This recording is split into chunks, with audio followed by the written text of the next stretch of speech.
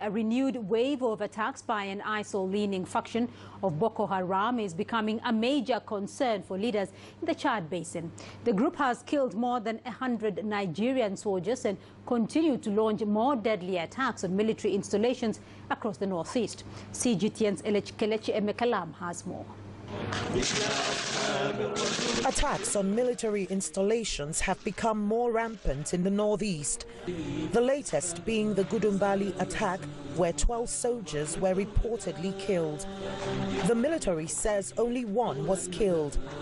The bloodiest attack in the last few months occurred in late November in Metele. About 100 soldiers were killed there. Boko Haram's offshoot, the Islamic State in West Africa, ISIL, has claimed responsibility for the attacks. The rise in attacks come on the back of reports that the group is being boosted by ISIL fighters from the Middle East. They have international support from some of the terrorists.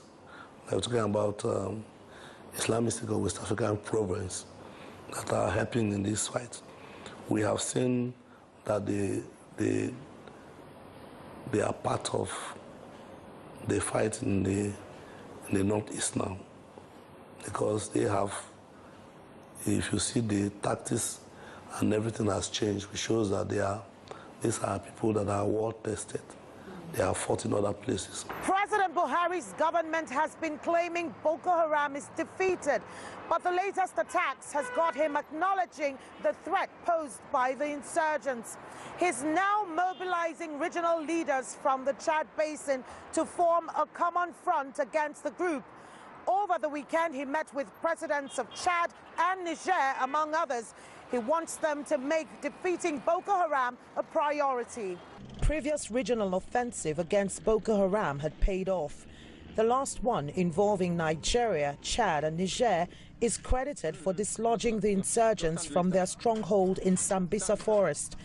But the alliance soon disintegrated due to lack of funds. The international community must begin to think of giving us a better support like they have done in other places where they are fighting this kind of war. And when you look at the I think a publication that came up recently has given the Boko Haram as being the third most deadly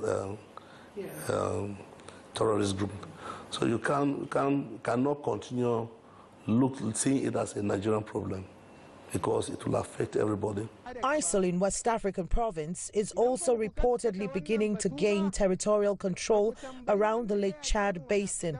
In the past, the group has not only destabilized Nigeria, but neighboring countries like Cameroon, Chad and Niger have all suffered effects of the bloody insurgency. Kelechi Emekalam, CGTN, Abuja, Nigeria.